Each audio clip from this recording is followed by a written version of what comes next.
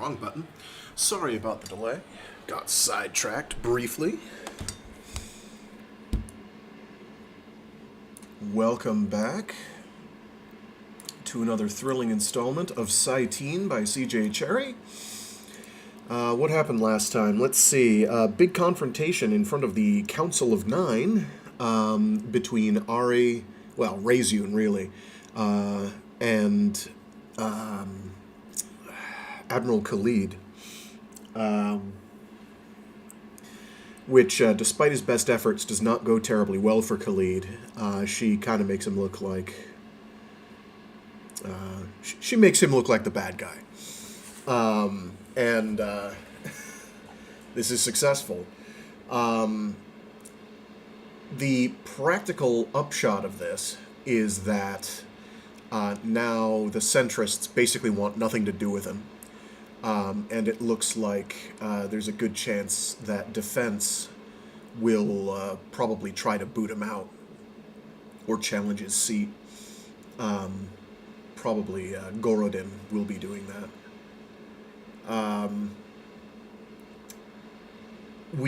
In the background, we do learn that indeed Ari was basically behind getting these sets, the deep sets going on these Azi that were left behind on Gehenna. But it turns out that her scope was a bit broader than that, or her goals are rather broader than that. Gehenna serves as kind of a early warning test case for what she ultimately wants to do. She has designs on how to alter how people in Union might operate in the future, many generations down the road. And and she knows she's never going to see that to fruition herself, so she's basically telling young Ari, hey, here's the deal. You're the only person who can possibly figure this stuff out. Because you'll be me, or at least as near to me as possible. So little Ari, after hearing, trying to do worms and deep sets, she gets in contact with Justin. Now, she's heard that Jordan Warwick is the person who apparently killed Ari Sr., and she is not letting that get in the way. But she contacts Justin and tells him, hey, I need someone to teach me how to do this stuff. And you're the guy, because you're the one who knows who's actually working on this stuff. But Justin is like, no, absolutely not, because I want my name on it. Like, you'll just steal my work. I want something that's mine. And she says, I'm not going to steal your work. I have no intention of doing that. Your name can be all over. And he's like, please understand that this isn't a great time. And, I'm under constant surveillance, and I can't really deal with this right now. And, I have my pride to think of. Which doesn't make him look super great, but you kind of get it, really. Anyway, that, I think, gets us more or less caught up. Oh, the downshot to Khalid, possibly getting ousted from his seat in defense, is that, unfortunately, he might well do nearly anything in order to keep a hold of it. So things could get real messy for, say, Jordan Warwick, who is out at Planus and right next to a defense installation. Give me a sec.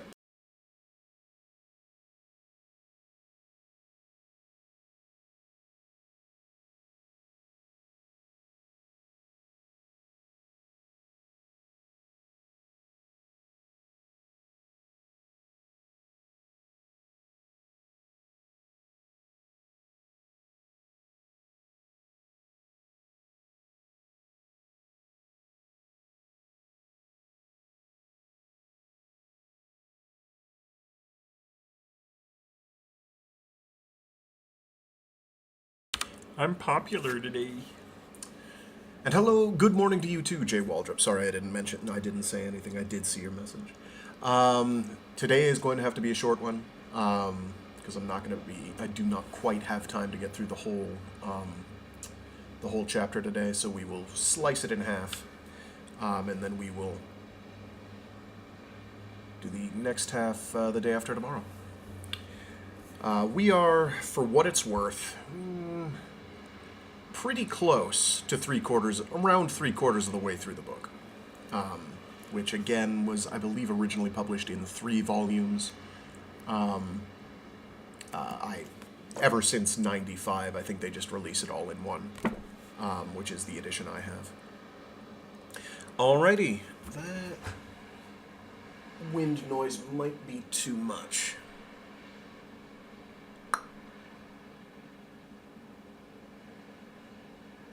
We'll see. I can hear it. I don't know if other people can. But let's get rolling. Let me get another slug of water in me, and then we'll get moving with the groovin'.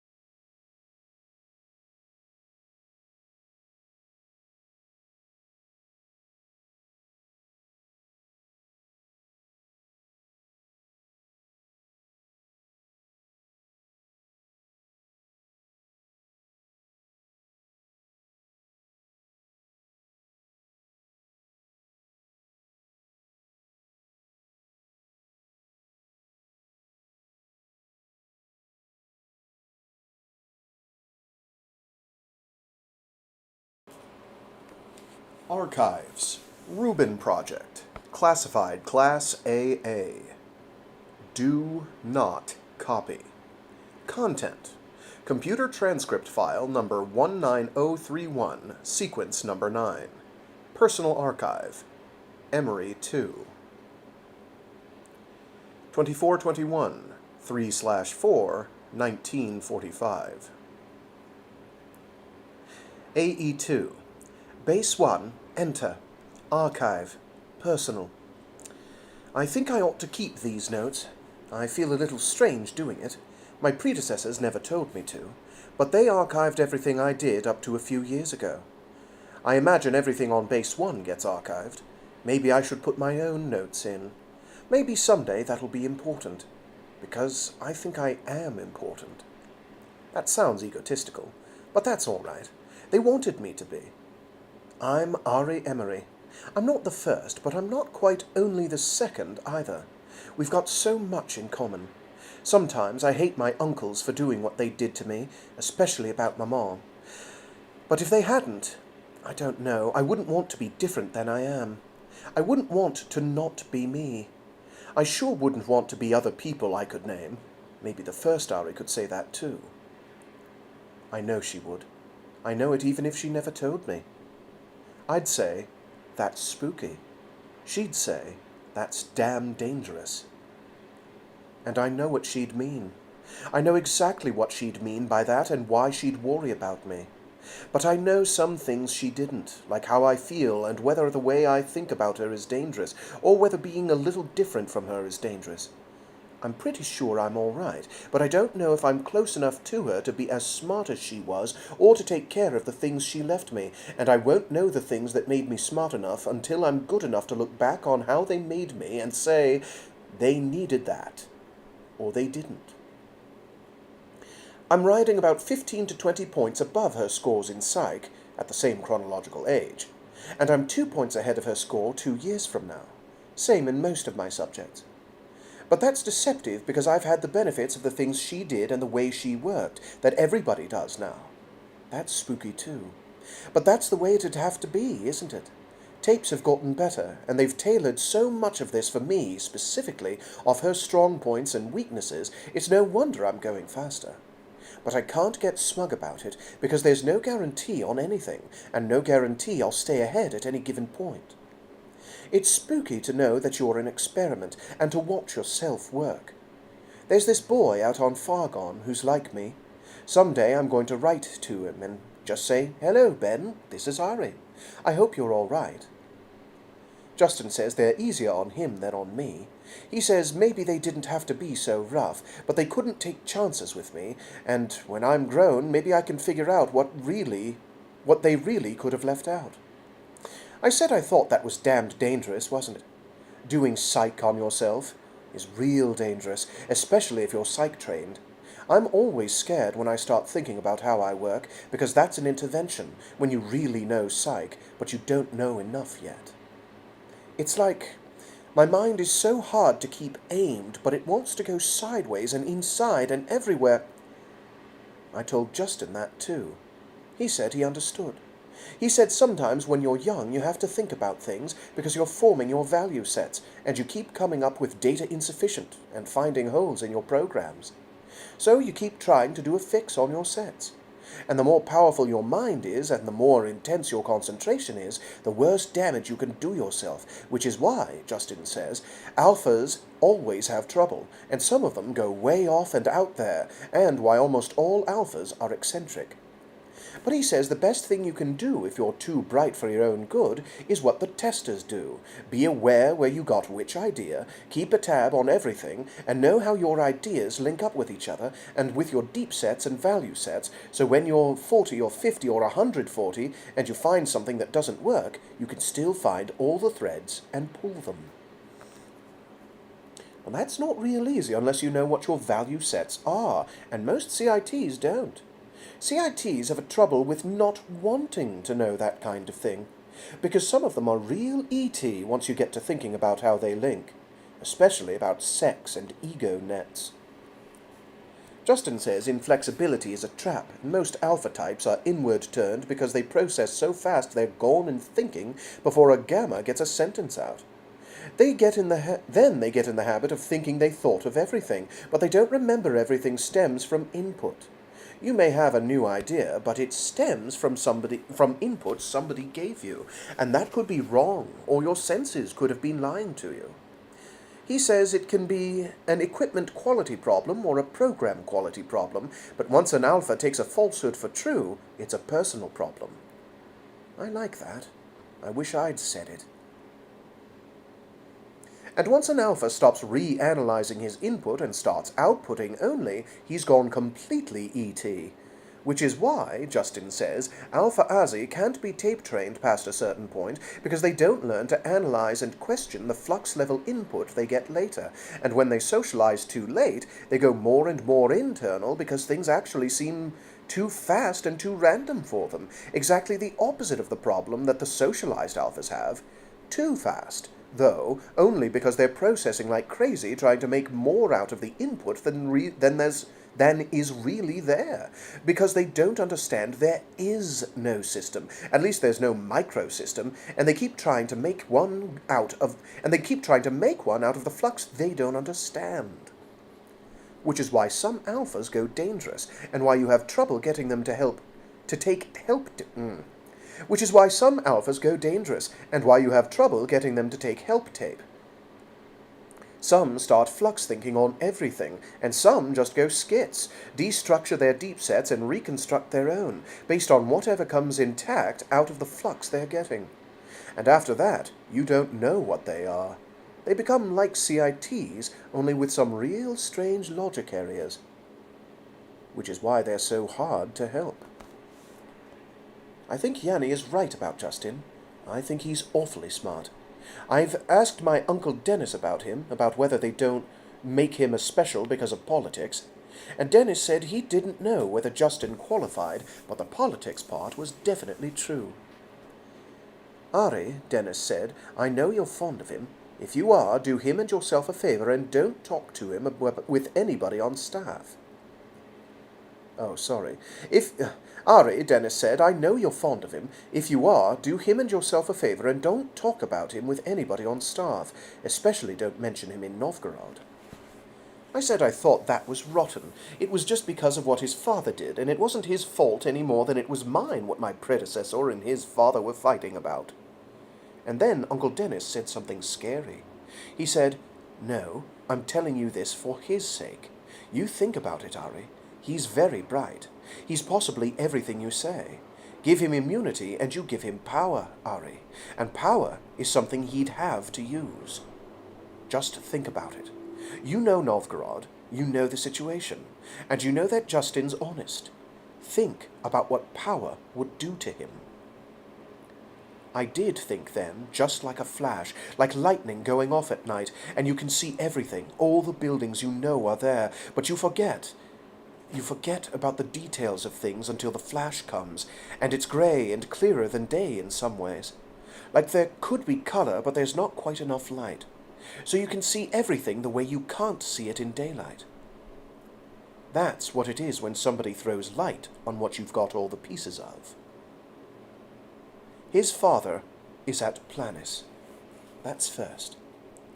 Then there are all these other things, like him being my teacher, like we're best friends. But it's like Amy. Amy's my best friend. Mamie's my best friend, but Florian and Catelyn. And we couldn't get along till Amy knew I could beat her. Like she was going to have to do something about me until she knew she couldn't. Then we're all right. Power stuff. Ari was right about that, too, about us being territorial as hell, only territory is the wrong word. Territory is only something you can attach that idea to. Yes, territory is only something you can attach that idea to because we got used to the root concept when we were working with animals. That's what Ari called science making itself a semantic problem. Because if you think territoriality, you don't realize what you're really anxious about. We're not betters. As in the fish. The old Greeks talked about moira.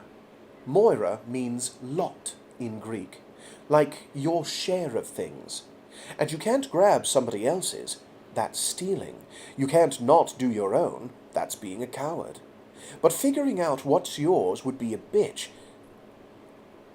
But figuring out what yours is would be a bitch, except other people and other animals help you define what your edges are when they react back. If they don't react back, or if they don't react so you can understand them, you get anxiety reactions, and you react with the fight or flight bias your psych set gives you, whether you're a human being or a better. I got that from Sophocles, and Aristotle. And Amy Carnath and her betters, because she's the first CIT friend I ever had I worked that out with, and she breeds fighting fish. It's not territory, it's equilibrium. An equilibrated system has tensions in balance, like girders and trusses in a building. Rigid systems are vulnerable. Ari said that. Equilibrated systems can flex under stress. The old Greeks used to put flex in their buildings, moving joints, because they had earthquakes. I'm leading up to something. I think it has to do with me and Justin. I don't trust too much flex any more than too little. Too much and your wall goes down. Too little and it breaks. I'm saying this for the record. If I was talking to Justin or Yanni or Uncle Dennis, I'd say, non-looping paths don't necessarily have to be macro-setted on an individual level. Except then you have to macro-set the social matrix, which you can do, but the variables are real killers to work out. Justin's proved that. God, talking with yourself has some benefit. That's what Ari meant by macro values. That's what she was talking about. That's how she could be so damned careless about the random inputs with her design. They all feed into a single value. The flux always has to reset off the central sets. That's what Justin was trying to explain to me. Flux reset functions. Gehennans identify with their world. That's the whole center of what Ari did with that design, and no flux thinking can get at that. But where does that go? Damn, I wish I could tell it to Justin. Define world. There's the worm. God, it could be one if you could guide that semantic mutation. Pity we have to input words instead of numbers into a hormone-fluxed system, Justin says. Justin says semantics is always the problem. The more concrete a value you link the sets to, the better off your design is with the computers. But that's not all of it. The link point has to be a non-fluxing thing. Justin says, no, not non-flux. Slow flux. Flux relative or proportional to the rest of the flux in the sets. Like a scissors joint. Everything can move without changing the structure, just the distance down the one axis. No, not even that. If the flux on the macro set has a time lag of any kind, you're going to increase the adaptive flux in the micro sets in any system. But if you could work out that relevancy in any kind of symbological matrix, then you can get a numerical value back. Can't you? Doesn't that do something with the field size problem? Isn't that something like a log, if the internal change rates in the sets could be setted, and then... No, damn, then your world is fine until it gets immigrants, and the first random inputs come in and give you someone who doesn't share the same values. Immigration on Gehenna could change the definition of world, couldn't it? Damn, I wish I could ask Justin about these things. Maybe I know something, even if I am 16. I know things I can't tell anybody, especially Justin, and they could be terribly dangerous. But Gehenna's quarantined. It's safe, so far. I've got time. Don't I? Justin resents what I did when I made him be my teacher. I know he does. He frowns a lot. Sometimes Grant looks worried about the situation. Grant's mad at me too. He would be, even if both of them tried to be nice. And not just nice. They are kind. Both. They're just upset.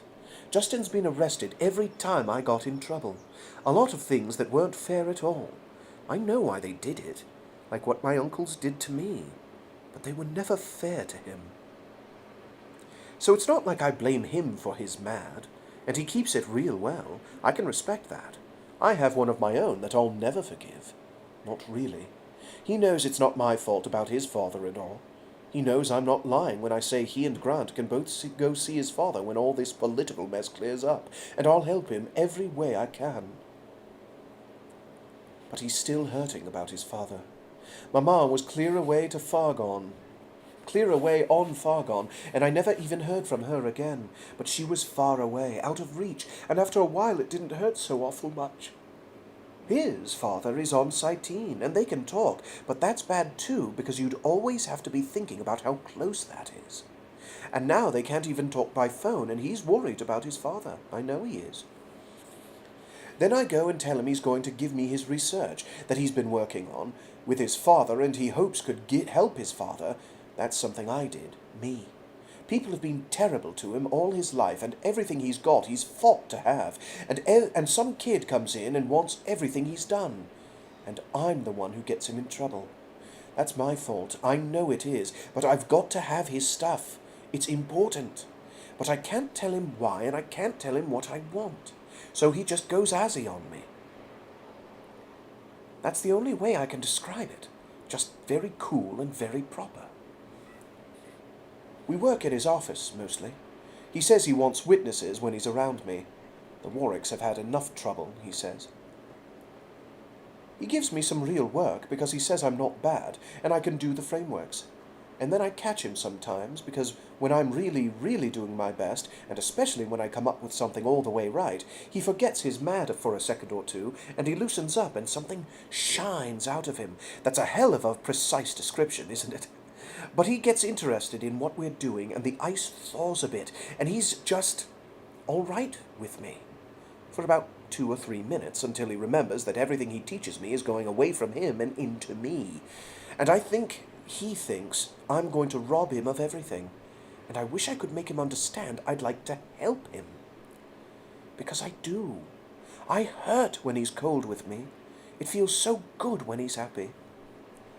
Hell, if I can give him what's mine, but I don't need to take what's his. And he's a lot like me. Everybody's messed with his life. If I could figure out something, if I could figure out something of Ari Senior's that I could give him, maybe that would make it fair. Because I know so much, but I don't know enough to make it worth anything. And maybe I'm sitting still with something I think is a real little piece, but that would be but that would be worth a lot to him.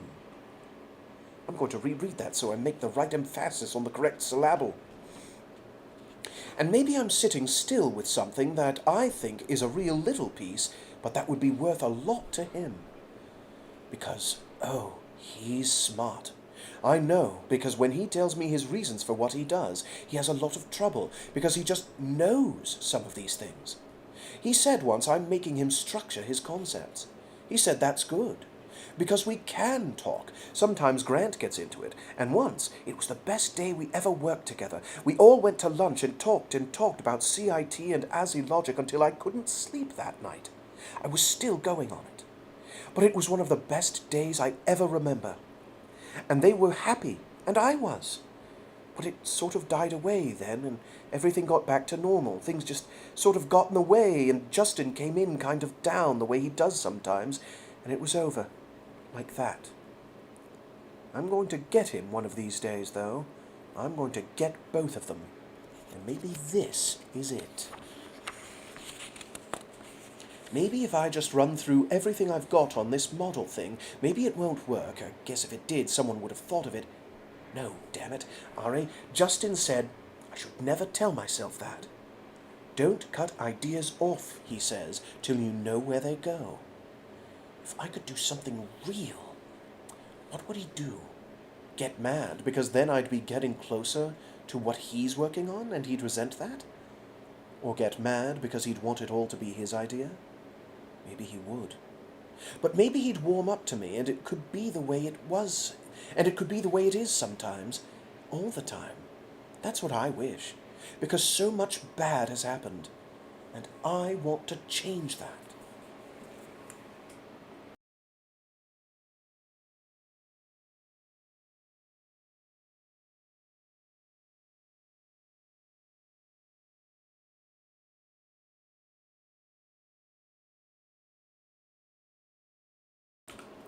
Chapter 12. 1. There were new tapes. Maddie brought them. Maddie did the ordering of things like that because her mother didn't mind, and Uncle Dennis said that it would be a scandal if it were on her account, which Maddie might have figured out. Maddie was not really stupid, but it pleased Maddie to be involved in intrigue and something she truly did best. So that was a point Maddie got on her side. That kind of favor was something Maddie could use for blackmail, Ari thought, except there was no percentage in it.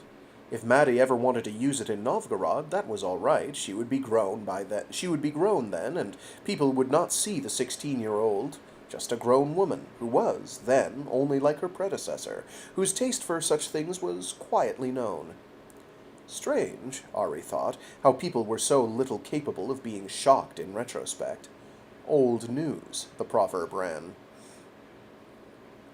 And Maddie could be as free as she liked with sex, because Maddie was just Maddie Strassen, and the Strassens had no power to frighten anyone, outside Raziel. It was a quiet gathering. The kids. Period. Mostly she just wanted to relax, and they sat around watching the tape quite tranked, except Florian and Catelyn, and drinking a little, except Florian and Catelyn. Sam spilled a drink. He was terribly embarrassed about it. But Catelyn helped him mop up and took him to the back bedroom and helped him in another way, which was Catelyn's own idea, because Sam and Amy were having trouble. God, life got complicated. Amy had a fix on Steph Dietrich, and that was hopeless. Sam had one, well, on herself, Ari reckoned, and that was the trouble. That Amy got seconds on a lot of things in life, and Amy was interested in a lot of things Sam wasn't. And vice versa. She wished to hell Sam would find somebody. Anybody. But he didn't. And Sam was the main reason why she didn't go off to the bedroom with Tommy or Steph or anyone who came to the apartment. But he wasn't the only reason. The main one was what it had always been. The same reason that she was best friends with Amy and Sam and Maddie and kept everyone else at arm's length. Because Sam was always in the way to get hurt. There was no way to shut him out, nor was it fair, and yet... Of all the boys, he was the only one who really liked just her, herself, from before he ever knew she was anybody. And that made her sad sometimes, because all the others would be thinking about themselves and what it meant to them, and how she was a special and she was rich and she was going to be administrator someday, and making her happy was a very, very important, which was a lot different than Sam, who loved her, she thought, who really, truly loved her. And she loved him. What time she was not frustrated that he existed, frustrated that he had to love her that way, frustrated that he was the focus of all her other frustrations and never, ever deserved them, because she would not sleep with Steph Dietrich if there because she would not sleep with Steph Dietrich if there never had been a Sam. That was still true. For one thing, it would kill Amy. Amy could stand to be beaten by Evgenia, but not by her, in this. No matter that Amy was still gawky and awkward, it never worked, and never worked at her appearance, until she took after Steph, and then it was almost pathetic. Amy, with eyeshadow. Amy, fussing with her hair, which was loose now, not in braids. After Steph, who was so damned handsome and so sure of it. While Sam was a little at loose ends, not quite betrayed, but a lot at a loss. And if Steph had antennae for anything, he knew damned well he had better walk a narrow line between Evgenia and Amy. And it left her, herself, to watch the tapes, and afterward, after Florian and Catelyn had showed everyone out, to lie on the couch and stare at the ceiling in a melancholy not even they could relieve. "Come to bed, Sarah," Florian said, worried about her. Worried and absolutely devoted. The ceiling hazed in her sight. If she blinked, the tears would run and they would see them. But the tears spilled anyway, just ran from the outside edge of her eye as she blinked. It made no difference. So she blinked. It made no difference. Sorry. "Sarah?" There was profound upset in Florian's voice. He wiped her cheek, the merest feathered touch, and was certainly in pain. Damn it. Damn him. Damn him for that reaction. I'm smarter than Harry Sr. At least I haven't fouled up things with Sam and Amy. They've fouled it up with each other. I don't understand CITs. I really, truly don't understand CITs. Azzy are so much kinder. And they can't help it. "Sarah," Florian patted her cheek, laid a hand on her shoulder. "Who hurt you?" "Shall we kill him?" She imagined the next question. For some reason that struck her hysterically funny. She started laughing till she had to pull her legs up to save her stomach from aching, and the tears ran, and Florian held her hands, and Catelyn slid over the back of the couch to kneel by her and to hold on to her. Which only struck her funnier. I'm sorry," she gasped finally, when she could get a breath. Her stomach hurt, and they were so terribly confused. "Oh, I'm sorry." She reached and patted Florian's shoulder, Catelyn's leg. "I'm sorry. I'm just tired, that's all. That damn report." "The report, Sarah?" Florian asked. She caught her breath, flattened out with a little shift around Catelyn, and let go a long sigh. "I've been working so hard. You have to forgive me. CITs do this kind of thing. Oh, God, the minder. I hope to God you didn't rearm the system." "No, Sarah, not yet." "That's good. Damn. Oh, damn, my sides hurt. That thing, calling the Bureau, would just about cap the whole week, wouldn't it? Blow an assignment, miss the whole damn point. Amy's making a fool of herself, and Sam's walking wounded. CITs are a bitch, you know it. They're a real pain." "Sam seemed happy," Catelyn said. "I'm glad." For some reason the pain came back behind her heart, and she sighed again and wiped her eyes. "God, I bet that got my makeup. I bet I look a sight." "You're always beautiful, Sarah." Florian wiped beneath her left eye with a fingertip, and wiped his hand on his sleeve, and wiped the other one. "There." She smiled then, and laughed silently, without the pain, seeing two worried faces, two human beings who would, in fact, take on anyone she named, never mind their own safety. We should get to bed, she said. I've got to do that paper tomorrow. I've got to do it. I really shouldn't have done this, and I don't even want to get up from here. We can carry you. God, she said, feeling Florian slip his hands under. You'll drop me. Florian! He stopped. I'll walk, she said, and got up, and did, with her arms around both of them. Not that she needed the balance. Just that she needed someone about them.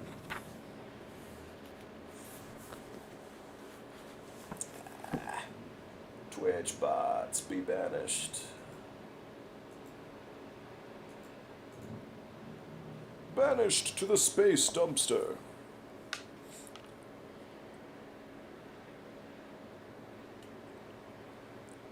Ari bit her lip, perfectly quiet, while Justin was reading her report. She sat with her arms on her knees and her hands clenched while he flipped through the printout. What is this? He asked finally, looking up, very serious. Ari, where did you get this? It's a world I made up, like Gehenna. You start with those sets, and you tell them you have to defend this base, and you teach your children to defend it. Oh, and you tell them you have to defend this base, and you teach your children to defend it, and you give them these tapes. And you get this kind of parameter between A and Y in the matrix, and you get this set between B and Y, and so on. And there's a direct relationship between the change in A and the rest of the shifts. So I did a strict mechanics model, like it was fluxing structure, but with all these levels. I can see that. Justin's brow furrowed, and he asked apprehensively, This isn't Gehenna, is it? She shook her head. No, that's classified. That's my problem. I built this thing with a problem in it, but that's all right. That's to keep it inside a few generations. It's whether all the sets change at the same rate. That's what I'm asking. You mean you're inputting the whole colony at once? No outsiders. They can get there in the 4th generation. Gehenna's did. Page 330. He flipped through and looked. I just want to talk about it, she said. I just got to thinking about whether some of the problems in the sociology models, aren't because you're trying to do ones that work. So I'm setting up a system with deliberate problems to see how the problems work. I changed everything. You don't need to worry I'm telling you anything you don't want to know. I just got to thinking about Gehenna and closed systems, and so I made you a model. It's in the appendix. There's a sort of a worm in it. I won't tell you what, but I think you can see it, or I'm not right about it. She bit her lip. Page 330. One of those paragraphs is Ari's, about values and flux. You tell me a lot of things. I looked through Ari's notes for things that could help you. That's hers. So's the bit on the group sets. It's real stuff. It's stuff out of archive. I thought you could use it. Fair trade. It was terribly dangerous. It was terribly close to things that people weren't supposed to know about, that could bring panic down on the Gehennans. And worse. But everybody in Razun speculated on the Gehenna tapes, and people from inside Razun didn't talk to people outside, and people outside wouldn't understand them anyway. She sat there with her hands clenched together and her stomach in a knot, with gnawing second thoughts. Whether he would see too much, being as smart as he was. But he worked on microsystems. Ari's were macros, in the widest possible sense. He said nothing for a long while. You know you're not supposed to be telling me this. You know you're not supposed to be telling me this, he said in a whisper, like they were being bugged, or the habit was there, like it was with her. Damn it, Ari, you know it. What are you trying to do to me? How else am I going to learn? She hissed back, whispering because he whispered. Who else is there? He fingered the edges of the pages and stared at it, and looked up. You've put in a lot of work on this. She nodded. It was why she had blown the last assignment. But that was sniveling. She didn't say that. She just waited for what he would say. And he did see too much. She saw it in his face. He was not trying to hide his upset. He only stared at her a long, long time. Are we being monitored? He asked. My uncle's, she said, probably. Not saying that she could. I might go into archive. It might go into archive. I imagine they take every chance to tape me they can get, since I threw them out of my bedroom a long time ago. Don't worry about it. It doesn't matter what they listen to. There's no way they'll tell me no when it comes to what I need to learn, or give you any trouble. For somebody who held off the council in Novgorod, Justin said, you can still be naive. They won't do it, I'm telling you. Why? Because you say so? You don't run Razun, your uncles do, and will for some years. Ari, my God, Ari. He shoved his chair back and got up and walked out, which left her sitting there, with Grant on the other side of the cluttered little office, staring at her, not quite Azzy-like, but very cold and very wary, like something was her fault. Nothing's going to happen, she said to Grant. Grant got up and came and took the report from Justin's desk. That's his, she said, putting a hand on it. It's yours. You can take it back or I can put it in the safe. I don't think Justin wants to teach you any more today, young Sarah. I imagine he'll read it very carefully if you leave it here.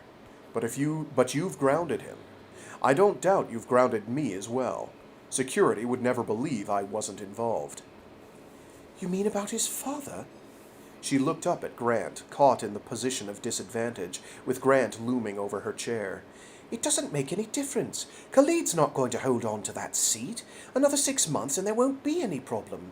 Defense is going to be sensible again and there won't be any problem. Grant only stared at her a moment. Then, free Jordan, why don't you, young Sarah? Possibly because you can't? Please go. I'll put this up for him. She sat there a moment more while Grant took the report and took it to the wall safe and put it inside. Then Grant left. Just left her there.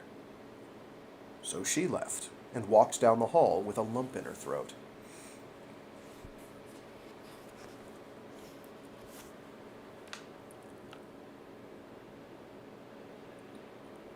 He was better, at home, with a drink in him, with the report in his lap. He had gotten it from the safe, and when Grant said that it was dangerous to carry about, he had said, "So let them arrest me. I'm used to it. What the hell?" So he sat, sipping a well-watered scotch and reading the paragraph on 330 over and over again. God, he said, when he had gone through it the second time, sifting through the limitation of words for the precious content. It was valuable, was like a light going on, in a small area, but there was nothing small or inconsequential where ideas had to link together. She's talking about values here, the interlock of the ego net and the value sets in Azzy's psyche and the styles of integration, why some are better than others. I needed this, back at the start. I had to work it out. Damn, Grant, how much else I've done is already in archives just waiting there. That's a hell of a thought, isn't it? It isn't true, Grant said. If it was, Ari would have been doing the papers. I think I know why I interested her, he said, at least part of it. He took another drink and thumbed through the report.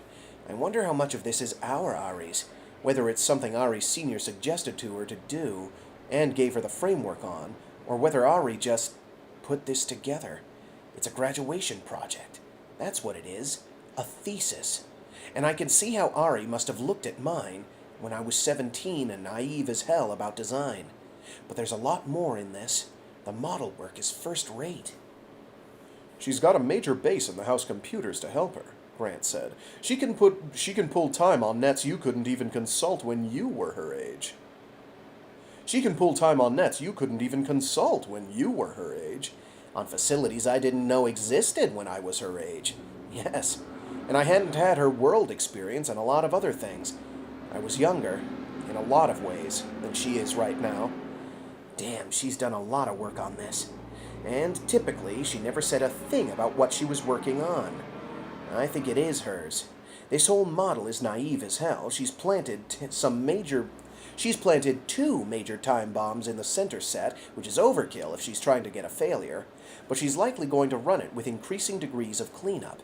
Maybe compare one drift against the other.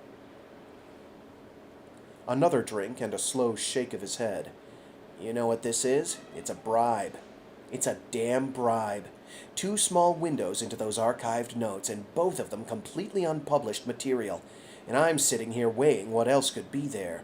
That could make everything I'm doing obsolete before it's published. Or be the key to what I could do. What I could have done if Ari hadn't been murdered. And I'm weighing it against losing years of contact with Jordan. Against the chance neither one of us might ever... He lost his voice again, took a drink, and gazed at the wall.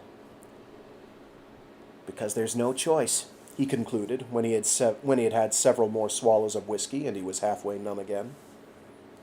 I don't even know why or what part of this report is real, how much of Gehenna is in here. He looked at Grant. He hated himself for the whole situation he was in, because it was Grant's chances of Planis that had been shot to hell equally as well as his. Grant had sat at home waiting on all his other visits, because the whole weight of law and custom and the practical facts of Grant's Azzy vulnerabilities to manipulation and his abilities to remember and focus on instruction had barred him from Planis thus far. Now their jailers had the ultimate excuse if they had ever needed one. I had no idea, he said to Grant. I had no idea what she was working on or where this was going. Ari is not entirely naive in this, Grant said. If Gehenna is what she's working on, and she wants to work on it with you, she knows that won't sit well in some circles. And you'll understand right through to the heart of the designs and beyond. Ari is accustomed to having her way. More than that, Ari is convinced her way is all important. Be careful of her. Be extremely careful. She knows something that's got to do with Gehenna that hasn't gotten into public. Grant looked at him long and hard. Be careful, Grant said. Justin, for God's sake, be careful.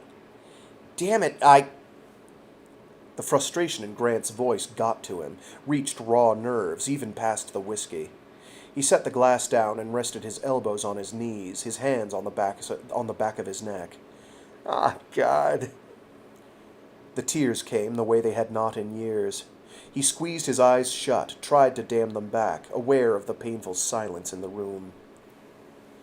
After a while, he got up and added more whiskey to the ice melt, and stood staring at the corner until he heard Grant get up and come over to the bar, and he looked and took Grant's glass and added ice and whiskey. Someday the situation will change, Grant said, took his glass and touched it to his, a light, fragile clink of glass on glass. Keep your balance. There's no profit in anything else. The election count will be over by fall. The whole situation may change, not overnight, but change, all the same. Khalid could win. A meteor could strike us. Do we worry about such things? Finish that. Come to bed. All right? He shuddered, drank the rest off, and shuddered again. He could not get drunk enough. He slammed the glass down on the countertop and pushed away from the bar to do what Grant had said.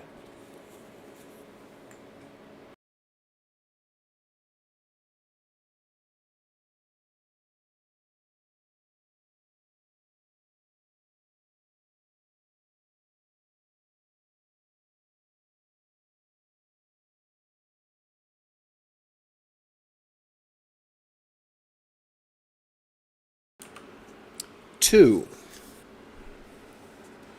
Ari, Justin's voice had said on the minder, be in my office in the morning.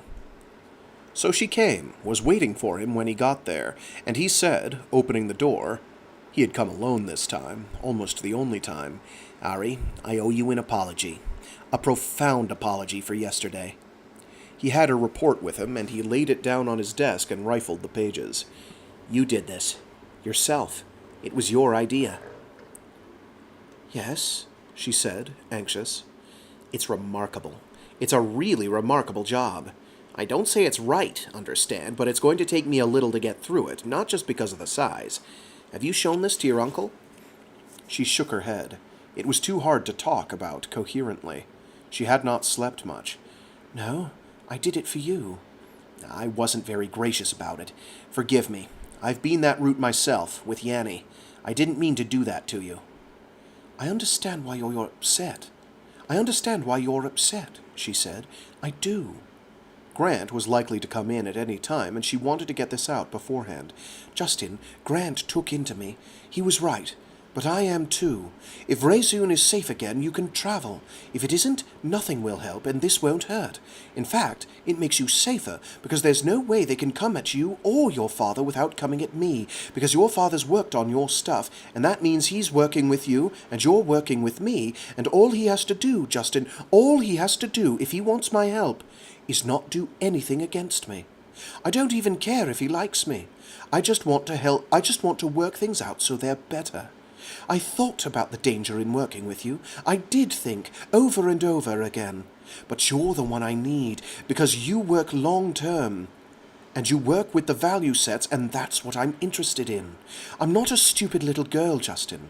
I know what I want to work on, and Yanni can't help me anymore. Nobody can. So I have to come to you.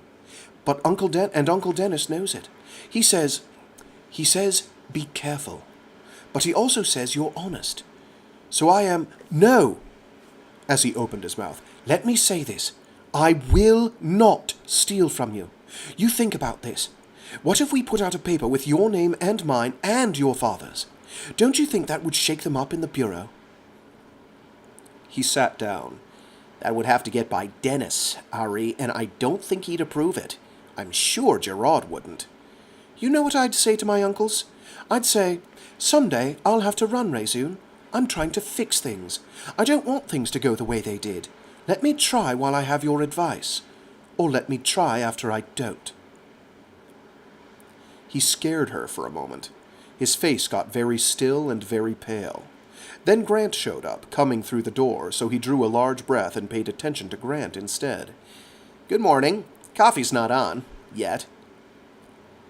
Hint, Grant said, and made a face, and took the pot out for water. Ari, Justin said then, I wish you luck with your uncles. More than I've had. That's all I'll say. Someday you'll find me missing if you're not careful. I'll be down in detention. Just so you know where. I'm rather well expecting it today.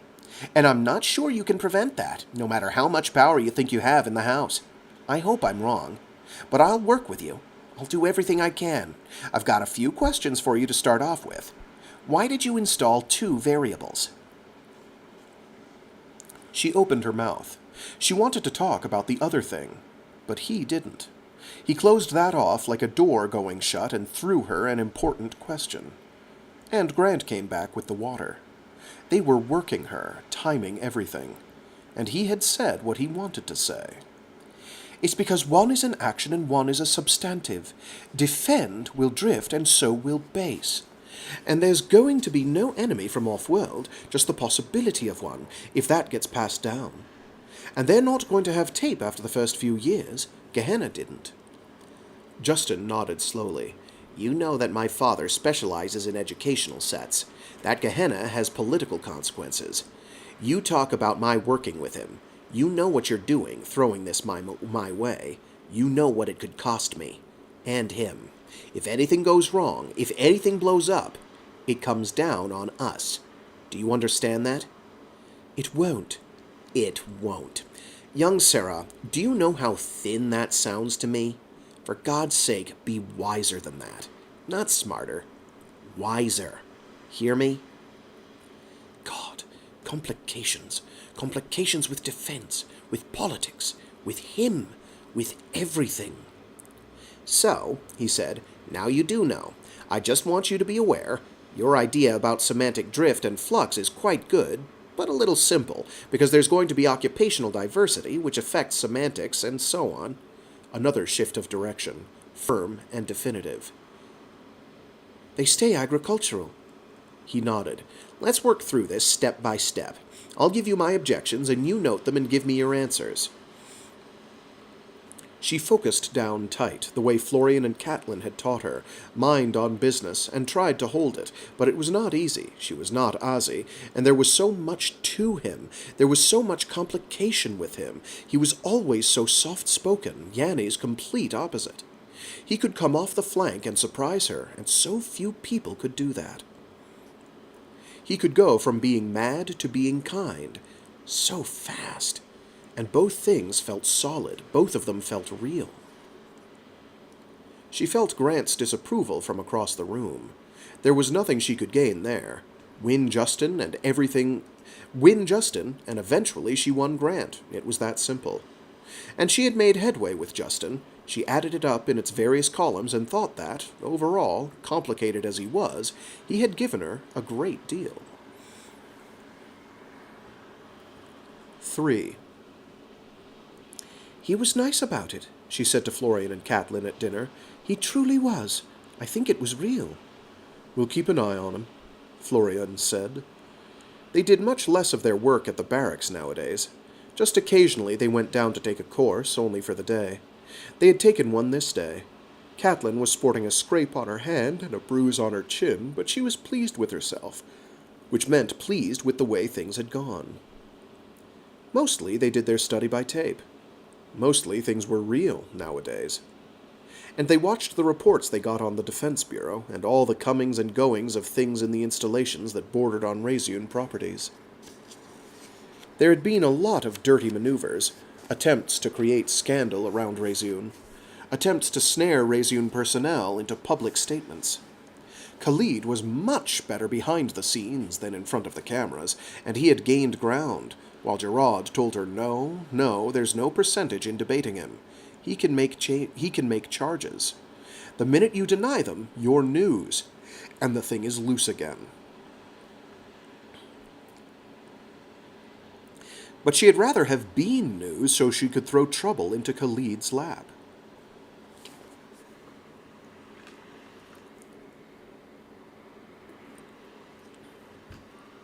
There had been a scare last week when a boat had lost its engines and come ashore down by Precip 10. Some CITs had taken offense at the level of security they ran into, and said so, which a centrist senator from Svetlansk had used to some advantage, and proposed an investigation of brutality on the part of Rayzune security. Never mind that the CIT in question had tried to repossess from security a carry bag that had turned out to contain a questionable number of prescription drugs. The CIT claimed they were all legitimate, and that he had a respiratory ailment which was aggravated by stress. He was suing for damages. There was a directive out to security reaffirming that Rayzune stood by the guard. But Florian worried about it, and Catelyn did. When Florian pointed out that it could be a deliberate thing, and if someone hadn't thought of creating an incident with Rayzune security in front of cameras, someone surely would now, likely Khalid, and likely something in Novgorod. Let me tell you, she had said, when they brought it up with her, don't worry about it. If that was engineered, that's a fallout that could benefit our enemies. Don't doubt your tape. React, and react on any level your tape tells you. If I'm alive, I can handle whatever falls out, politically. Do you doubt that? No, they had said solemnly. So she slammed her hand down on the table and they jumped like a bomb had gone off, scared white. Got you, she said. You're still fast enough. That was go and stop, wasn't it? Damn fast. 2 or 3 breaths later, Florian had said, Sarah, that was good, but you shouldn't scare us like that. And she had laughed, and patted Florian's hand and Catelyn's, Catelyn all sober and attentive, the way Catelyn was when she was on. You're my staff. Do what I say, not Dennis, not your instructors, not anyone. So when Florian said, we'll keep an eye on him, there was a certain ominous tone to it. He's my friend, she said, reminding them of that. Yes, sirrah, Catelyn said, but we don't take things for granted. Enemies are much easier to plan for, Florian said. Enemies can't get in here.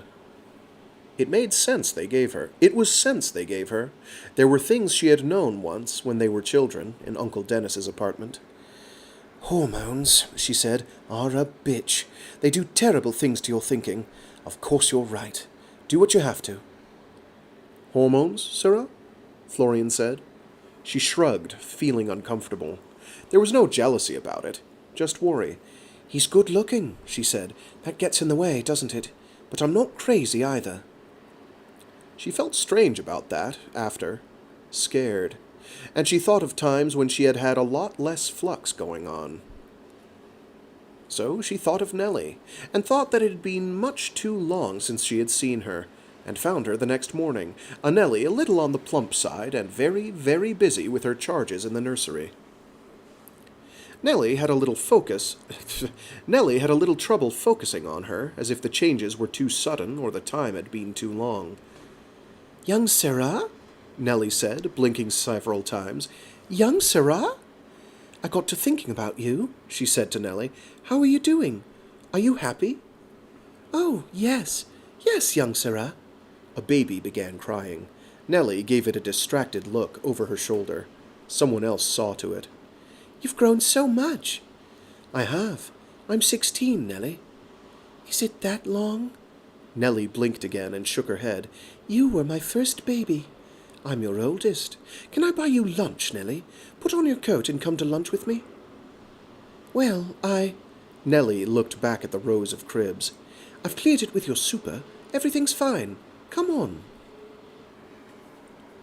It was very strange. In some ways, Nellie was still only Nellie, fussy with her own appearance, fussy with hers. Nellie reached out and straightened her collar, and Ari smiled in spite of the twitch it made about self-defense, because there was no one else in the universe who would do that now. But she knew before lunch was half over that the small, wistful thought she had had of bringing Nellie back to the apartment was not the thing to do. Poor Nellie would never understand the pressures she stood, or, God knew, the tape library.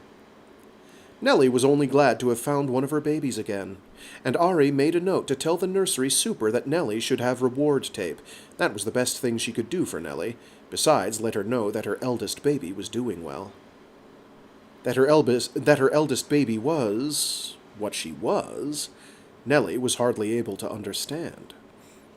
Only that Nellie straightened her collar again before they parted company, Ari treasured. Yeah, no, I read that correctly. It's just not how I expected the sentence to go.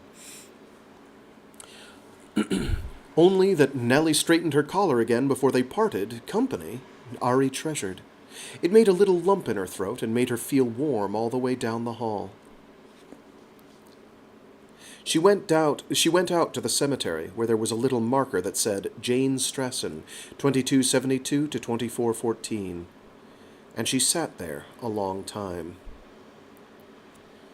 "I know why you didn't write," she said to no one, because Mama had gone to the sun, the way Ariane Emery had. "I know you loved me. I wish Ollie would write, but I can guess why he doesn't, and I'm afraid to write to him because Khalid knows too much about people I'm fond of as it is. I saw Nellie today. Nellie's happy. She has so many babies to take care of, but she never cares what they'll be, just that they're babies, that's all. She's really nice, in a way so few people are. I know why you tried to keep me away from Justin, but we've become friends, Mama. I remember the first time I saw him. That's the first thing I remember. Us going down the hall and Ollie carrying me. And the punch bowl and Justin and Grant across the room, and me. I remember that. I remember the party at Valerie's after. I'm doing all right, Mama. I'm everything all of you wanted me to be. I wish there was something you'd left me, the way Ari Sr. did, because I wish I knew so many things. Mostly, I'm doing all right. I thought you'd like to know." Which was stupid. Of course, Mama knew nothing. She only made herself cry, and sat there a long time on the beach, and remembered herself with her arm in the cast, and Aunt Victoria, and Novgorod and Gerard, and everything else that had happened. She was lonely. That was the problem. Florian and Catelyn could not understand Flux the way she felt it, and she wished when it grew as bad as it was that there had been Maman to say, "Damn it, Ari, what in hell's the matter with you?" "Mostly I'm lonely, Mama. Florian's fine, but he's not like Ollie. He's mostly Catelyn's, and I can't interfere in that. I wish they made an Ollie, too. Somebody who was just mine, and if there was, Florian would be jealous, but of him being another Razzie and close to me, not about what a CIT would be jealous of. I'm not altogether like Ari Sr. I've been a lot smarter about sex. I haven't fouled up my friends. They've fouled each other up. Stacy's not speaking to Amy, over Steph Dietrich, and Sam's hurt, and Maddie's just disgusted. I hate it. And I'm fluxing so badly I could die. I want Florian, and I know it's smart to stay to him. But I feel like there's something in me that's just alone all the time. And I feel bad about thinking it, but Florian doesn't touch the lonely feeling. He just feels good for a while. And even while we're doing it, sometimes everything's all right, and sometimes I feel like I'm all alone. He doesn't know all my problems, but he tries, and he'll never tell me no. I have to tell myself no for him. Like I always have to be careful. That's the trouble. I think it's like floating in space, Mama. There's nothing around me for light years all around. There's times that I'd rather Florian than anybody, because there's no one understands me like he does when I'm down or when I'm scared. But there's a side of me he just can't help. That's the problem, and I think he knows it. That's the awful thing. He's starting to worry about me, like it was his fault. And I don't know why I'm doing this to him. I'm so mad at myself. Ari talked about hurting Florian. Her Florian. And that scares hell out of me, Mama. I don't ever want to do that. But I am when I make him feel like my problems are his fault. Did you ever have this with Ollie? Maybe I should just go down to the town and try it with some of the Azzy down there that do that kind of thing. Maybe somebody like a Mew class, who knows? A grown-up one. Somebody I can't mess up. But that kind of embarrasses me. Uncle Dennis would have a fit. He'd say, oh God, I couldn't discuss that with him. Besides, it would hurt Florian's feelings. Florian would be a little disgusted if I did it with Steph, but he wouldn't be hurt. Some Azzy from the town, though, I couldn't do that to him. I don't think Ari Sr. ever did say anything like that. I can't find it in any records, and I looked. I think I'm being silly. I love Florian, truly I do. If there's trouble, it's my trouble, not his. I should go back and be twice as nice to him and quit being selfish. That's what I ought to do. Lonely is all in my head, isn't it? Mostly. Mostly, I guess it is. Damn, Mama, I wish you'd written. I wish Ollie would. He's CIT now. He's Oliver AOX Strassen. Maybe he thinks it would be presumptuous to write now, like I was his daughter. Maybe he's just turned that off. He'll never stop being Azzy, down in his deep sets, will he? I thought about having the labs make another of him. But you taught him the important things, and I'm not you, and I can't make him into Ollie. Besides, Florian and Catelyn would be jealous as hell, like Nellie was of them, and I'd never do that to them. Wish you were here. Damn, you must have wanted to strangle me sometimes. But you did a good job, Mama. I'm all right. Overall, I'm all right.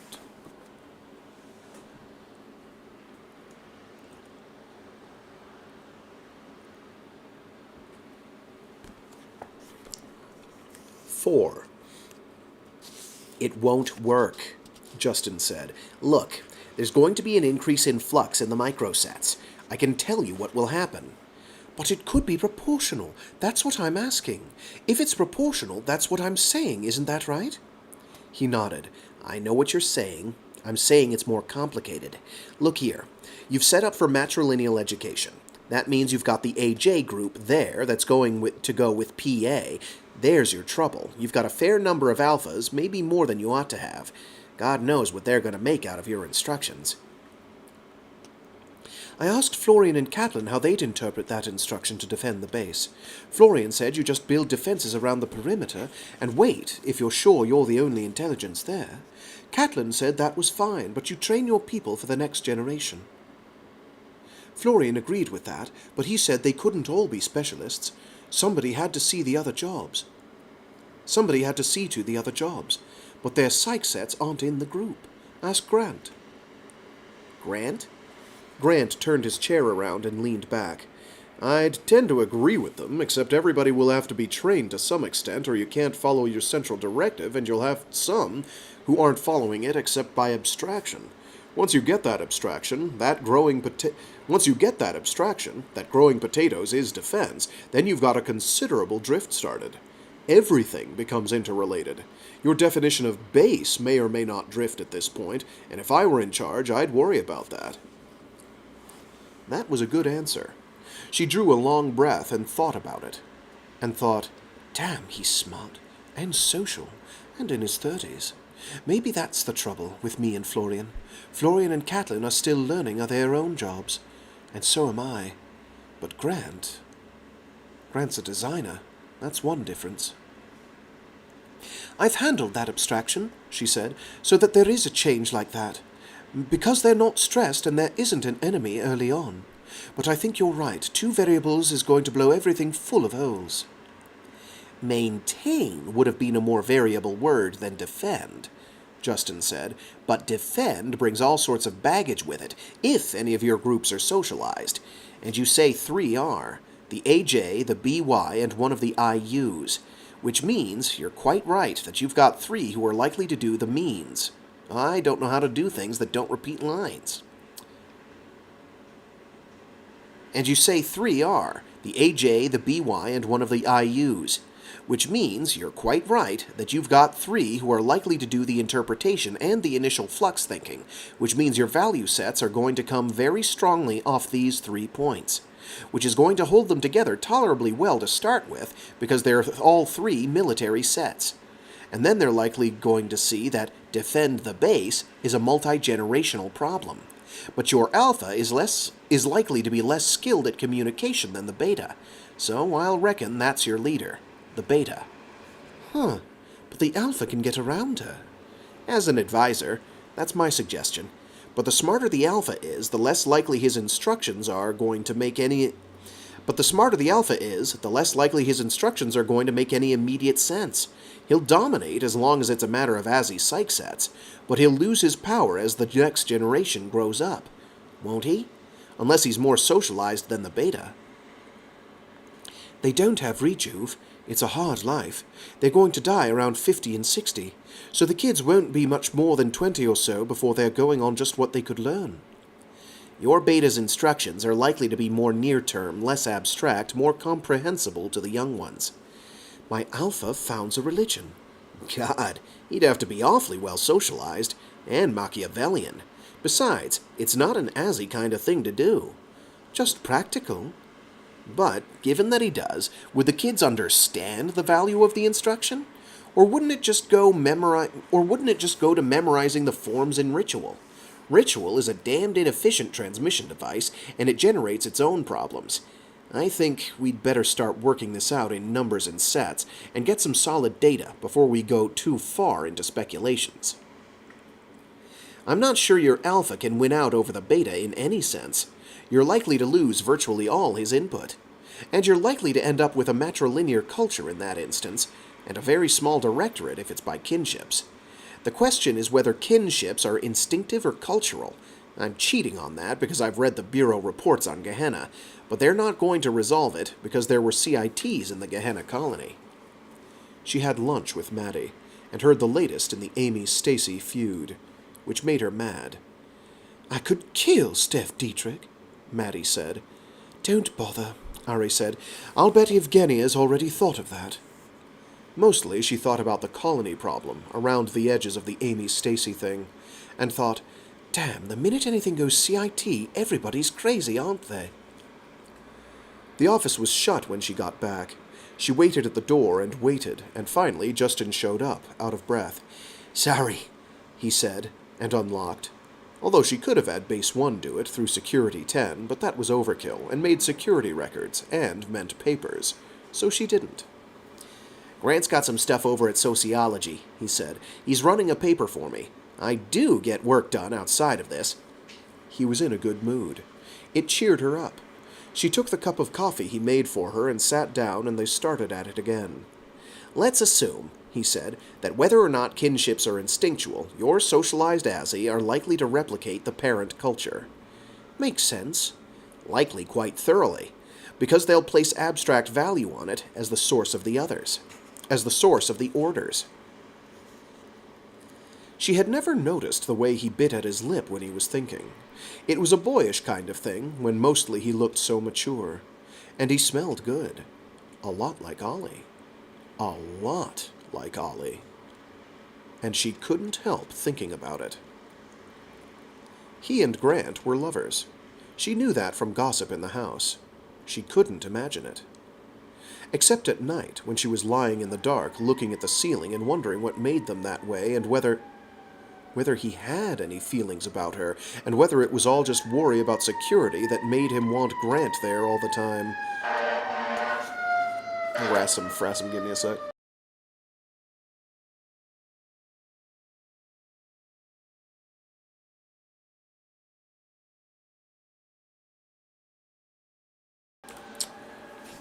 Good, it's not going too close. It's going away!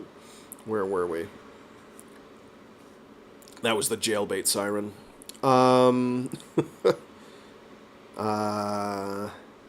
Except he and Grant were lovers. She knew that from gossip in the house. She couldn't imagine it. Except at night, when she was lying in the dark, looking at the ceiling and wondering what made them that way, and whether he had any feelings about her, and whether it was all just worry about security that made him want Grant there all the time, like he needed protection. She liked being close to him. She always had. She knew what was the matter, finally. She had felt the flux strong enough to turn everything upside down, and felt a lump in her throat and outright missed his next question. I'm sorry. The second-generation run. You're assuming matrilineal. She nodded. He made a note. Tapped the paper. She got up to see, leaning by the arm of the chair. Of his chair. You should have had an instructional tape in the lot to cover the family units. Do you want to input one? He looked over his shoulder at her. Ari? I'm sorry, I just lost things a minute. He frowned. Something wrong? A couple of friends of mine are having a fight, that's all. I guess I'm a little gone out. She looked at the printout and felt sweat on her temples. Justin, did you ever have trouble with being smart? I guess I did. A frown came between his brows, and he turned the chair and leaned his arm on the desk, looking up at her.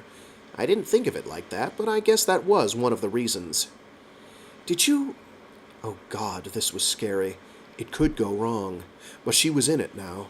She leaned up against the chair, against him. Did you ever have trouble with being older than everybody? She took a breath and slid her hand onto his shoulder and sat down on the armchair. But he got up, fast, so fast she had to stand up to save herself from falling. I think you'd better talk this over with your uncle, he said. Nervous. Real nervous. Probably, she thought, Uncle Dennis had said something to him. That made her mad. Dennis doesn't have a thing to say about what I do, she said, and came up against him and held on to his arm. Justin, there's nobody my own age I'm interested in. There isn't anybody. It doesn't hurt. I mean, I sleep over with anybody I want, all the time. That's fine. He disengaged his arm and turned and picked up some papers off his desk. His hands were shaking. Go back to them. I engaged to teach you, not whatever. She had trouble getting her breath. That was a hell of a reaction. It was scary that a man reacted that way to her. He just gathered up his stuff, went to the door. As the door opened and Grant stood there taking in what he saw with small moves of his eyes. I'm going home, Justin said. Closing up early today. How did the run go? Fine, Grant said, and came in and laid it down, ignoring her presence, ignoring everything that had gone on. The hell, Ari said, and to Justin, I want to talk to you. Not today. What are you doing? Throwing me out? I'm not throwing you out. I'm going home. Let's give us both a little chance to cool off, all right? I'll see you in the morning. Her face was burning. She was shaking. I don't know what my uncle told you, but I can find something to tell him. You just walk out on me. Get out of here, Grant. Justin and I are talking. Grant went to the door, grabbed Justin's arm, and shoved him out. Get out of here, Grant said to him. And when Justin protested, out, Grant said to him, go home, now. They had the door blocked. She was scared of a sudden. More scared when Grant argued Justin out the door and closed her in the office. She was scared of a sudden, more scared, when Grant argued Justin out the door and closed her in the office. In a moment, Grant came back, alone, and closed the door again. "I can call security," she said. "You lay a hand on me and I'll swear Justin did it. You watch me." "No," Grant said, and held up a hand. "No, young Sarah, I'm not threatening you. Certainly I won't. I ask you, please, tell me what happened." "I thought he told you everything." "What did happen?" She drew a shaken breath and leaned back against the chair. "I said I was bored with boys. I said I wanted to see if a man was any different. Maybe he hit me. Maybe he grabbed me. Who knows? Tell him to go to hell." Did he do those things? "He screwed everything up. I need him to teach me, and all I did was ask him to go to bed with me. I don't think that was an insult." Damn, she hurt inside. Her eyes blurred. "You tell him he'd better teach me. You tell him he'd better. I need him, damn him."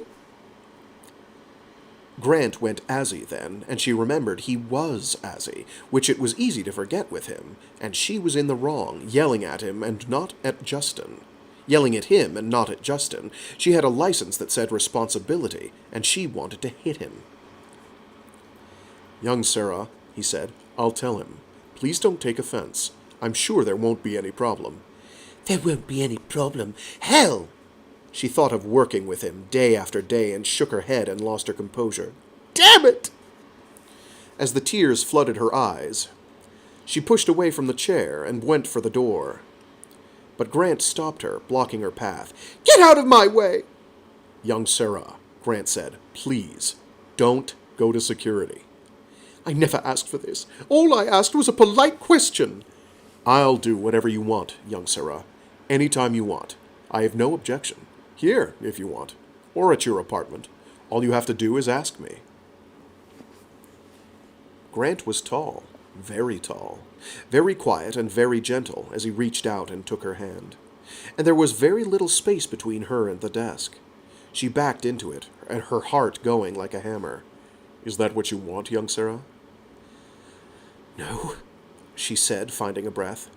And did, damn it, but he was too adult, too strange, too cold. "Sarah is not a child. Sarah has power enough to have whatever she wants, by whatever means. Sarah had better learn to control what she wants before she gets more than she bargained for. Damn it, you've cost him his father, his freedom, and his work. What else will you take?" "Let me go!" He did then. He bowed his head once, politely, and went and opened the door. She found herself shaking. "Any time, young Sarah. I'm always available." "Don't you take that tone with me." "Whatever Sarah wishes. Please come tomorrow. I promise you. No one will bring the matter up if you don't. Ever." "The hell!" She got out the door, down the hall. Her chest hurt. Everything did. Like the part of her that was herself and not Ari Sr. had just fallen apart. "I fell in love about as often as any normal human being. I gave everything I had to give, and I got back resentment. I gave everything I had to give, and I got back resentment. Genuine hatred. Isolation from my own kind." She caught her breath, reached the lift, got in and pushed the buttons. Not crying. No. She wiped the underside of her lashes with a careful finger, trying not to smear her makeup, and was composed when she walked out in the hall downstairs. She knew what the first Ari would tell her. She had read it over and over. "So, well, Elder Ari, you were right. I'm a fool once, not twice. What now?"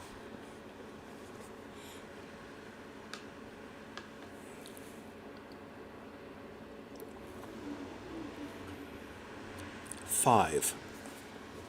Grant walked into the cubbyhole of the second-floor restroom and found Justin at the sink washing his face. Water beaded on white skin in the flickering light second floor... Oh, okay. Water beaded on the white skin in the flickering light second floor had been complaining about for a week. "She's gone home," Grant said, and Justin pulled a towel from the stack and blotted his face with it. "What did she say?" Justin asked. "What did you say?" "I propositioned her," Grant said. "I believe that's the word." "My God, Grant!" Grant turned on the calm, quiet as he could manage, given the state of his stomach. "Young Syrah needed something else to think about," he said. "She declined. I wasn't sure that she would. I was, needless to say, relieved. Very fast work for young Syrah. I was so sure you were safe for an hour." Justin threw the towel into the laundry bin and folded his arms tight about his ribs. "Don't joke. It's not funny." "Are you all right?" "I'm having flashes.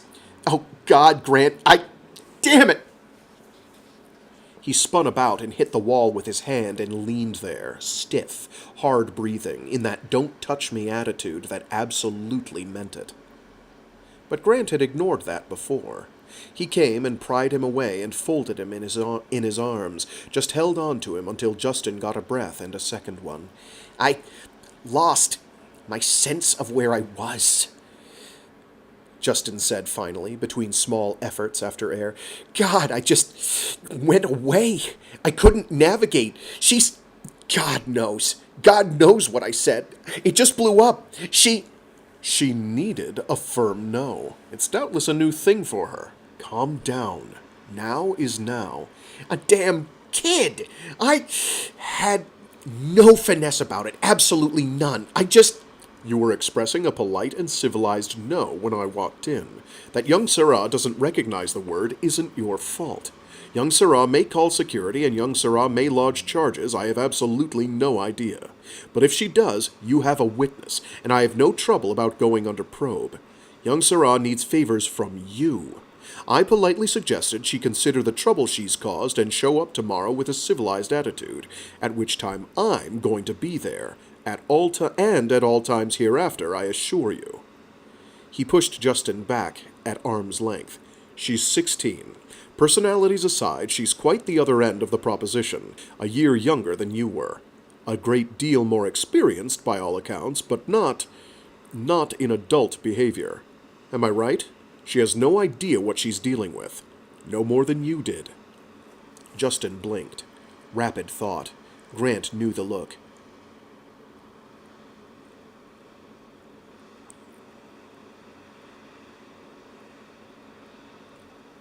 "Go back to the office."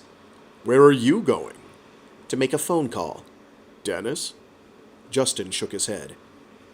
"Good God," Grant said, and felt as if the floor had sunk. "You're not serious." "I'm going alone, if she'll see me, which is far from likely at this point." "No, listen, don't do this. If you're having flashback, for God's sake, don't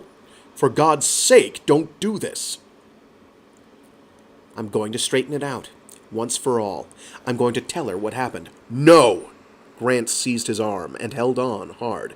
"Administration will have your head on a plate. Listen to me. Even if she took your side, she hasn't got the authority to protect you. She hasn't got anything, not really. Not inside these walls." "What in hell do we do? What do we do when they take us in and they trump up a rape charge? What happens when we end up in a ward over in hospital under Raziun law? All they need is a statement from her." "And you're going to go over to her apartment and talk to her." "No." "Not her apartment. I don't think I can handle that. But somewhere."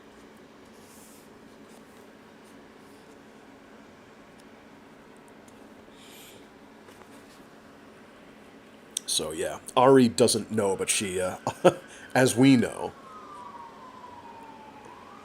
just set off a pipe bomb in the guy due to the trauma he's suffered. 6. Justin took a sip of scotch as the waiter at Changes brought the three to their table. Ari in an ice green blouse with metallic gray beading, Florian and Catelyn in evening black. Evening at Changes was a dress occasion. He and Grant had taken pains, both of them in their best. Dress shirts and jackets. "Thank you," Ari said when the waiter pulled the chair back. "Vodka and orange for the three of us, please." "Yes, sirrah. Yes, sirrah," the waiter murmured. "Will you want menus?" Give us a while, Justin said. If you will, Ari. That's fine. They're just returning. That's fine. She settled in her chair and folded her hands on the table. Thank you for coming, Justin said as soon as the waiter left. Okay, I thought they were going back, but they... Oh, there's more of them than I thought. That's why. Never mind. Sorry. Loud noises. Thank you for coming, Justin said as soon as the waiter left. I apologize for this afternoon, for Grant and myself. It was me, not you. Absolutely not you. Ari shifted back in her seat, her lips pressed to a thin line, and said not a thing. Has your Uncle Dennis called you? Have you called him? No. I don't think he wants to hear what happened. I don't know to what extent he can come back on you. Only because he's administrator, Ari said. There's nothing he'll do to me. I wasn't sure. He saw the waiter coming back with the drinks and waited during the serving. Ari sipped hers and sighed.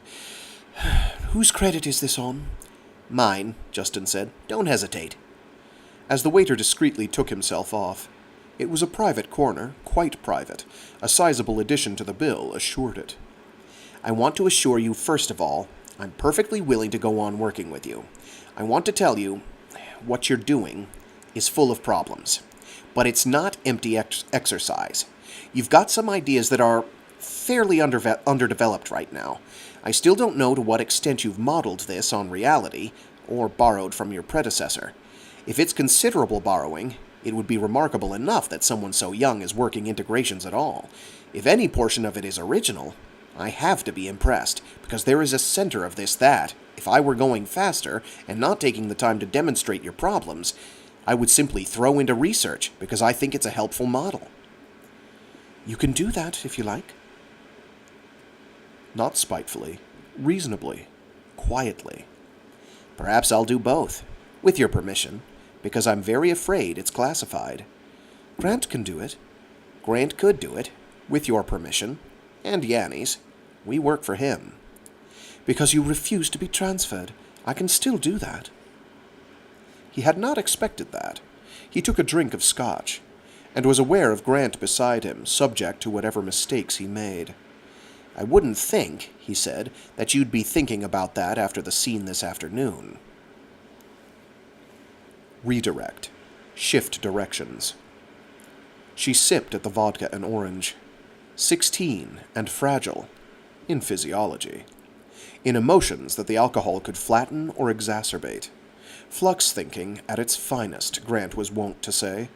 Puberty, hormones run wild, and ethyl alcohol. Oh, God, kid, back off it. It did me no favors. Power. Political power that was still running in shockwaves across Union. Threats of assassination. And all the stress that went with it.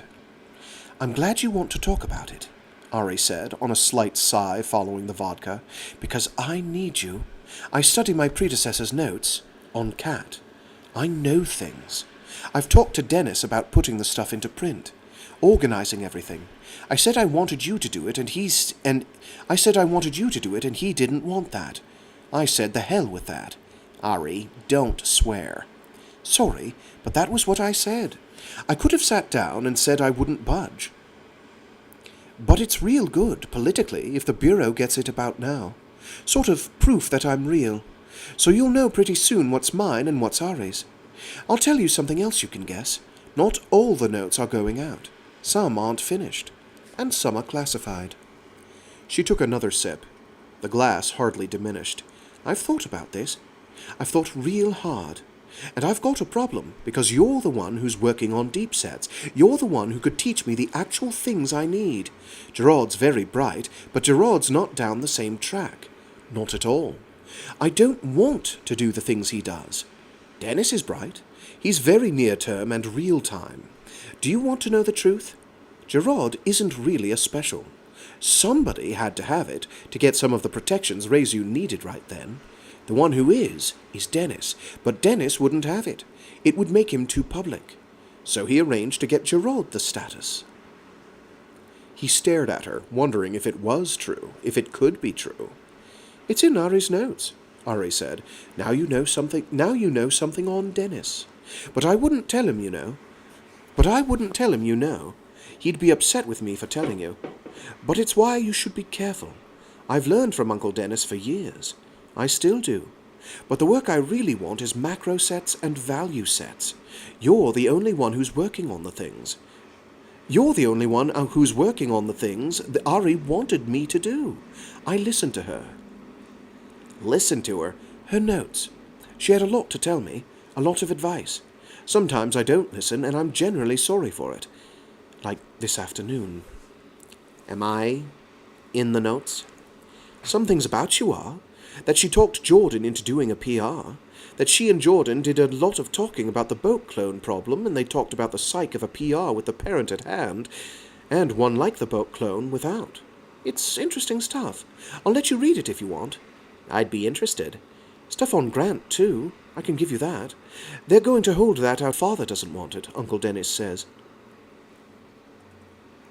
He took a mouthful of scotch off his balance, knowing she had put him there every step of the way. Not a child. Wake up, fool. Remember who you're dealing with. 18 years asleep. Wake up. You didn't walk in here unarmed, he said. In either sense, I'll imagine. She ignored that remark, except for a little eye contact, deep and direct. She said, Why don't you like me, Justin? You have trouble with women? A second time off his balance. Badly. And then a little use out of the anger, a little steadiness, even before he felt Grant's touch on his knee. Ari, I'm at a disadvantage in this discussion, because you are 16. Chronologically. Emotionally. And you shouldn't have the damn vodka. That got a little flicker. Keeps me quiet. Keeps me from being bored with fools. Drunk, I'm about as E.T. as the rest of the world. You're wrong about that. You're not my mother. You want to talk about that? Off the other topic. I don't think you do. Shows what the stuff's doing to you. She shook her head. No, hit me on that if you like. I threw that at you. So you're being nice. Let's go back to the other thing. I just want one straight answer, since you're being nice. Is it women? Is it because I'm smarter than you? Or is it because you can't stand my company? You want to fight, don't you? I didn't come here for this. Another shake of the head. I'm 16, remember? Ari said adolescence was hell. She said relations with CITs always lose you a friend, because people don't like you up that close. Ever. She said I'd never understand CITs. Myself, for my own education, once, I'd like to have somebody explain it to me, why you don't like me. The smell of orange juice, of a musky perfume. This is all there is, sweet. This is as good as it gets. Oh, God, Ari. He caught his breath, felt his own panic, felt the numbing grip on his wrist. Sura, Grant said. No, he said quietly. No. Knowing more about the woman 18 years ago than he had learned in that night or all the years that followed. And reacting, the way she had primed him to react, the way she had fixed on her, the way she had... And reacting, the way she had primed him to react, the way she had fixed him on her from that time on. Your predecessor, he said carefully, civilized, had a fondness for adolescent boys. Which I was, then. She blackmailed me. And my father. She threatened Grant to start running test programs on him, on an alpha brought up as a CIT. Mostly, I think, to get her hands on me, though I didn't understand that then. Nothing, absolutely nothing, of your fault. I know that. Say that I made one mistake when I thought I could handle a situation when I was about your age. Say that I have a reluctance when I'm approached by a girl younger than I was. Never mind you have her face, her voice, and you wear her perfume. It's nothing to do with you. It's everything to do with what she did. It's everything to do with what she did. I'd rather not give you the details, but I don't have to. She made a tape. It may be in your apartment for all I know. Or your uncle can give it to you. When you see it, you'll have every key you need to take me apart. But that's all right. Other people have. Nothing to do with you. Ari sat there for a long, long time, elbows on the table. Why did she do that? She asked finally. You'd know that. Much more than I would. Maybe because she was dying. She was in rejuve failure, Ari. She had cancer, and she was 120 years old, which was no favorable prognosis. She had not known that. For a PR, it was a dangerous kind of knowledge, the time limits in the gene set. There were exterior factors, he said. Cyteen was more native when she was young. She'd gotten a breath of native air at some time in her life. That was what would have killed her. She caught her lip between her teeth. No hostility now. No defense. Thank you, she said, for telling me. Finish your drink, he said. I'll buy you another one. I knew when she died, not about the cancer. Then your notes don't tell you everything. I will. Ask me again if I'm willing to take a transfer. Are you? Ask Grant. Whatever Justin says. Grant said.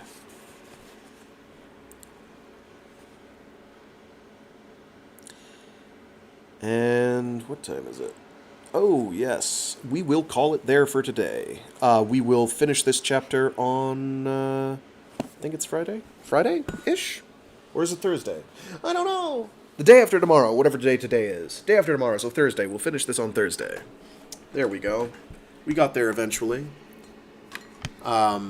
Yeah, so this is one of the big climactic points in the book.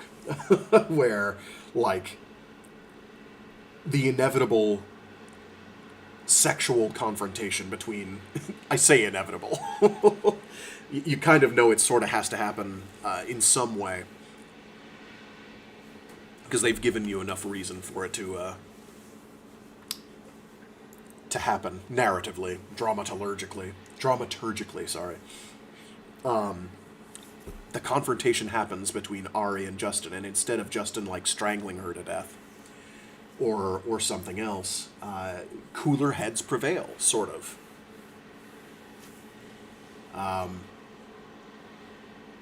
Anyway, pretty good stuff.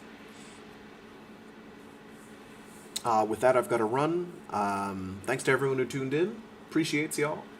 As I said last time, the playlists are updated as of May 1st.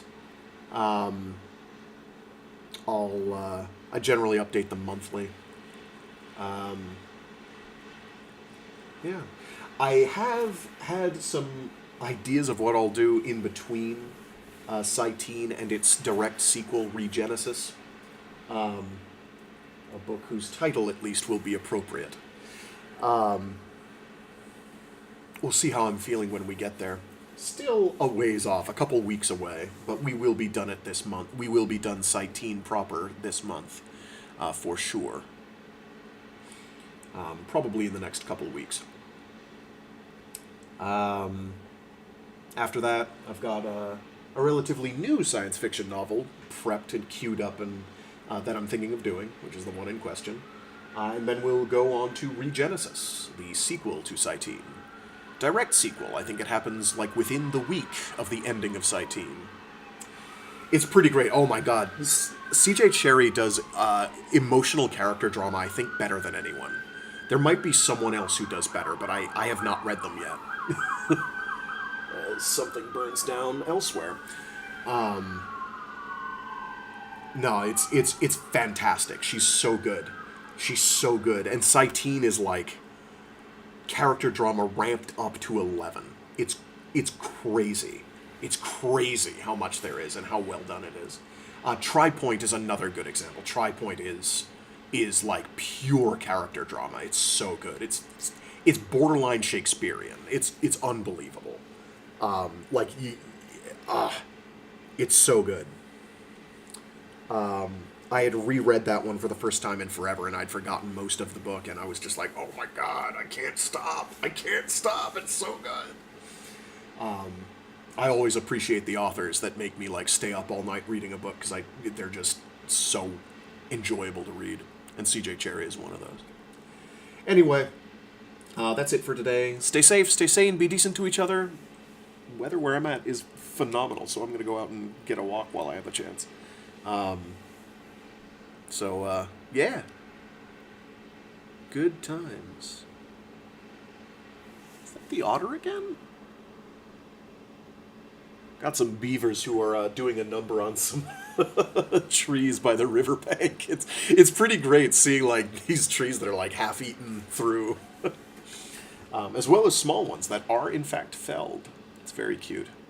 I'm not sure where they're building their dam though.